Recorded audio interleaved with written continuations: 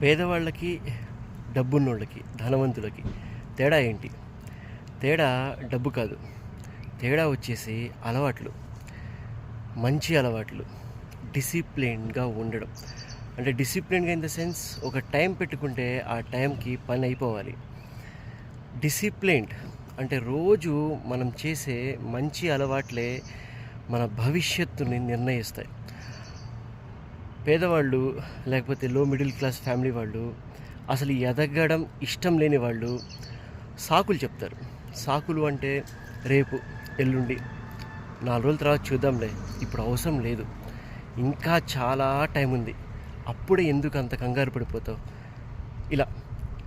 And లో middle class family వాళ్ళు, నేను ఎదగడం ఇష్టం లేదు అనుకునే వాళ్ళు లేజీగా ఉంటారు, చాలా లేజీగా ఉంటారు.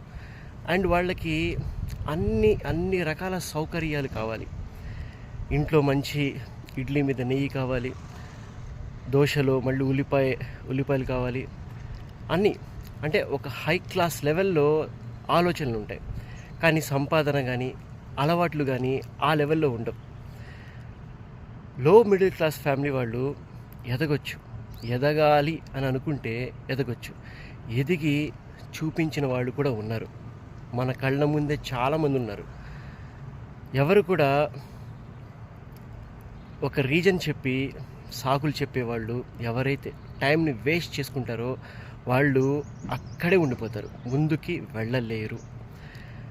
అండ్ సినిమా రిలీజ్ అయింది అనుకోండి, ఎగ్జాంపుల్ ఒకటి చెప్తున్నాను.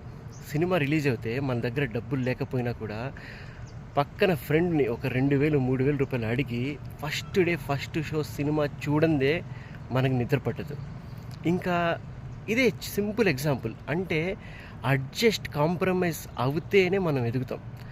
ధనవంతులు, డబ్బున్నోళ్ళు వాళ్ళు టైం మీద ఇన్వెస్ట్ చేస్తారు. టైం అంటే మనీ ఈక్వల్ టు టైం.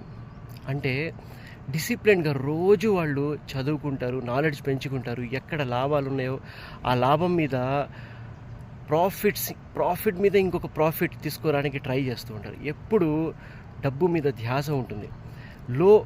లో లెవెల్లో, డౌన్ టు ద ఎర్త్లో జీవించడానికి వాళ్ళు ఎప్పుడు ఆరాటపడుతూ ఉంటారు. చూపించుకోరు, అస్సలు షో ఆఫ్ ఉండదు. ఇది ధనవంతులకి, పేదవాళ్ళకి తేడా. సో మన అలవాట్లు కనుక మనం మార్చుకుంటే గ్యారంటీగా మనం పైకి ఎదగొచ్చు. లేజినెస్ని వదిలేద్దాం, మంచి అలవాట్లని పెంచుకుందాం. అప్పుడే మనం లైఫ్లో ఎదగలం, డబ్బులు సంపాదించగలం.